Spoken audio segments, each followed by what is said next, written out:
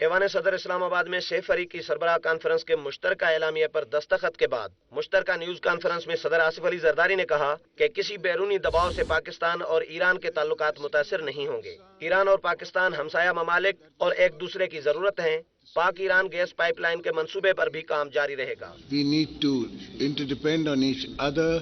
ہمیں ضرورت ہے کہ ایک دوسرے پر اعتماد کریں اور ایک محفوظ پاکستان ہی خوشحال پاکستان ہوگا۔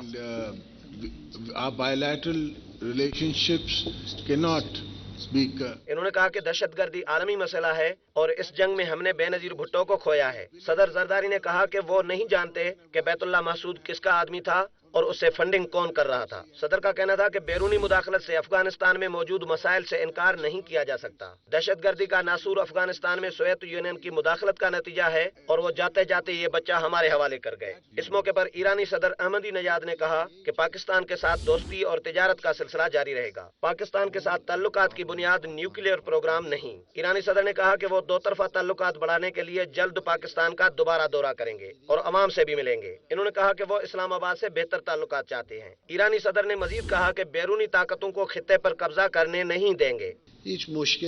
خطے کے ممالک کے درمیان کوئی بنیادی مسائل نہیں ہیں، تمام مسائل باہر سے آ رہے ہیں۔ ہمیں اس بات پر یقین ہے کہ خطے کے مسائل خطے کے اندر ہی حل ہونے چاہیے۔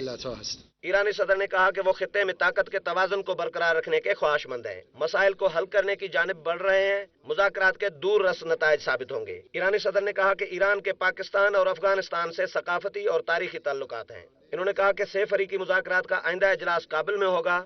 اس موقع پر افغانستان کے صدر حامد کرزئی نے کہا کہ مذاکرات کامیاب رہے، ایک دوسرے کے نقطۂ نظر کو سمجھنے کا موقع ملا، تینوں ممالک کے درمیان مذاکرات سازگار ماحول میں ہوئے۔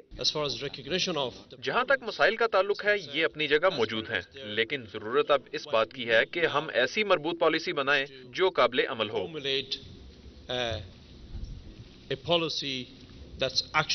انہوں نے کہا کہ اسلام آباد اور کابل کے درمیان فاصلے کم کیے جائیں گے، ہمیں مسائل کا ادراک ہونا چاہیے اور مسائل کے حل کے لیے عزم بھی ہونا چاہیے۔ کیمرامین شاہین گردیدی کے ساتھ شاکر سولنگی، دنیا نیوز، اسلام آباد۔